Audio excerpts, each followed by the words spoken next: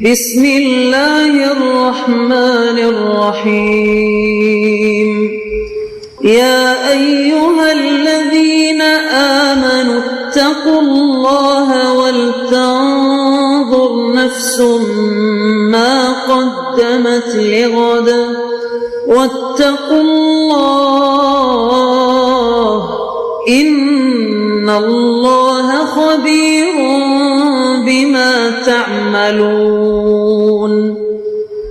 اے ایمان والو، اللہ سے ڈرتے رہو اور ہر شخص کو دیکھنا چاہیے کہ اس نے کل یعنی آخرت کے لیے کیا سامان بھیجا ہے، اور ہم پھر کہتے ہیں کہ اللہ سے ڈرتے رہو، بے شک اللہ تمہارے سب اعمال سے خبردار ہے۔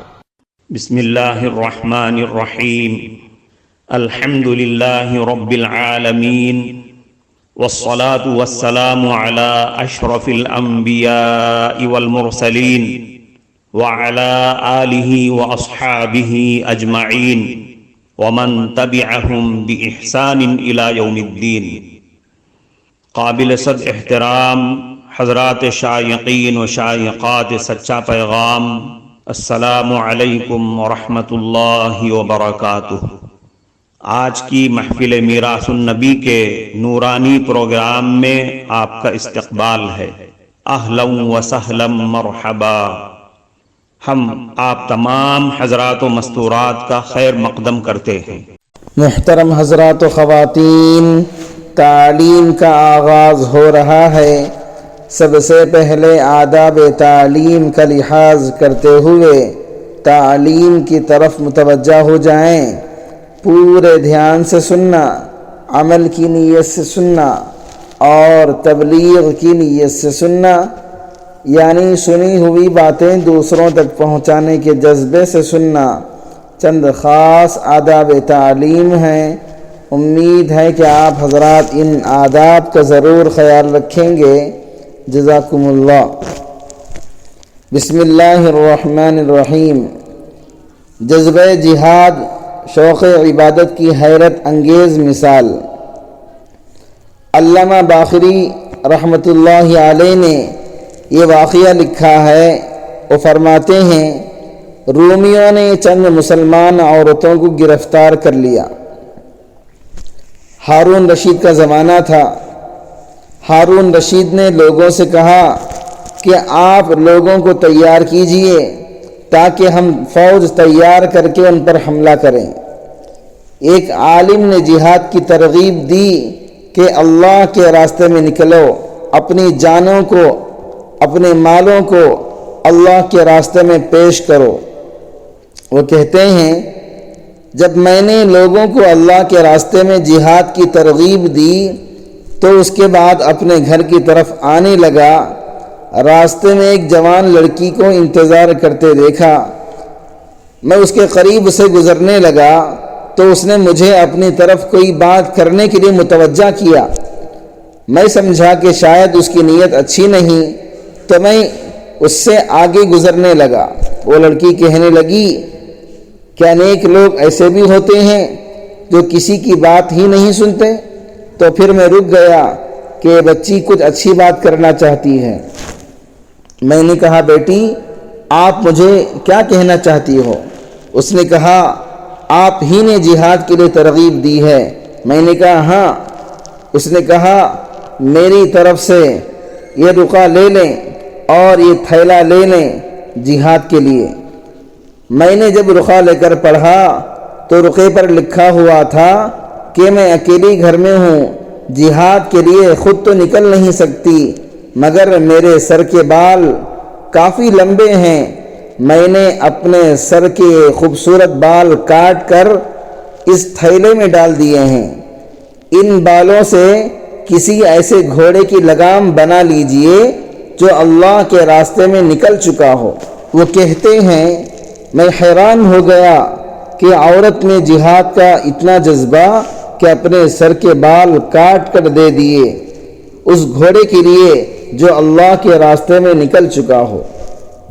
یہ محفل میراث النبی صلی اللہ علیہ وسلم ڈیلی پروگرام ہے۔ سنت پر عمل کی انوکھی مثال۔ ایک کتاب میں تو بڑی عجیب بات پڑھی میں نے۔ حضرت مجدد الفسانی رحمۃ اللہ علیہ فرمایا کرتے تھے، جو میرے بس میں سنتیں تھیں میں نے اس پر عمل کر لیا۔ ایک سنت کو پورا کرنے کی تمنا تھی۔ وہ کیا تمنا؟ سیدنا حسین رضی اللہ عنہ چھوٹے تھے، ان کو نبی علیہ السلام نے اٹھایا ہوا تھا۔ آپ صلی اللہ علیہ وسلم پر حسین رضی اللہ عنہ نے پیشاب کر دیا، اس سے آقا صلی اللہ علیہ وسلم کے کپڑے گیلے ہو گئے، بھیگ گئے۔ چنانچہ فرماتے تھے کہ اللہ نے بیٹی تو دی ہے مگر نواسا نہیں ہے۔ بڑی تمنا تھی کہ میں بھی اسے اٹھاتا اور میرے بھی کپڑے گیلے ہو جاتے، مگر نواسا نہ ہوا۔ چنانچہ نصیحت فرمائی، اگر میرے مرنے کے بعد اللہ تعالی میری بیٹی کو بیٹا عطا کر دے تو اس بچے کو میری قبر پر بٹھا دیا جائے یہاں تک کہ وہ وہاں پیشاب کر دے۔ محترم ناظرین کرام، اس دینی اور ایمانی بیان کو سننے کے دوران ہی اس کو لائک کر دیجئے اور شیئر بھی کر دیجئے تاکہ دوسرے بھی اس سے فائدہ اٹھا سکیں۔ اللہ آپ کو جزائے خیر عطا فرمائے۔ حضرت ابن عمر رضی اللہ عنہما کا جذبہ عمل۔ حضرت عبداللہ ابن عمر رضی اللہ عنہما سواری پر ہیں، فاصلے طے ہو رہے ہیں، سواری کھڑی کر کے نیچے اترتے ہیں، ایک درخت کے نیچے جا کر بیٹھ جاتے ہیں، پھر اٹھ کر آ جاتے ہیں اور سفر شروع کر دیتے ہیں۔ پوچھنے والے نے کہا، حضرت جب قضاء حاجت کی ضرورت نہیں تھی تو پھر رکے کیوں، وقت کیوں لگایا؟ جواب میں فرمایا، میں نے اپنے آقا صلی اللہ علیہ وسلم کو دیکھا، محبوب صلی اللہ علیہ وسلم نے یہاں سواری روکی تھی اور یہاں بیٹھ کر فارغ ہوئے تھے۔ اگرچہ مجھے حاجت درپیش نہیں تھی لیکن میرا جی چاہا کہ میں وہی کروں جو میرے آقا صلی اللہ علیہ وسلم نے کیا۔ یہ سنت سے محبت ذرا حضرت حذیفہ رضی اللہ عنہ سے پوچھئے، جنہوں نے اہل فارس سے کہا تھا، اترک سنت حبیبی لہؤلاء الحمقاء، ان احمقوں اور روشن خیالوں کی وجہ سے میں اپنے محبوب صلی اللہ علیہ وسلم کی سنت کو چھوڑ دوں؟ معزز شائقین و شائقات سچا پیغام، آپ کو اندازہ لگ گیا ہوگا کہ یہ مضمون کتنا اہم ہے اور کس قدر فائدہ مند ہے۔ کم سے کم درجے میں سوشل میڈیا کے ذریعے سے بھی ہم اس کو زیادہ سے زیادہ شیئر کریں گے تو دعوت کے فریضے کی کوششوں میں ہم بھی اپنا کچھ حصہ ڈالنے والے بن سکتے ہیں۔ لہٰذا زیادہ سے زیادہ اس کو عام کریں تاکہ پوری دنیا کے ہندوؤں کی غلط فہمی دور ہو جائے اور انہیں یہ زمینی حقیقت معلوم ہو جائے اور وہ اپنے اصل مذہبی لیڈر پیغمبر آخر الزماں حضرت محمد الرسول اللہ صلی اللہ علیہ وسلم کو ماننے پر مجبور ہو جائیں اور کلمہ پڑھ کر آپ کے ساتھ ساتھ وہ بھی جنت میں جانے والے بن جائیں۔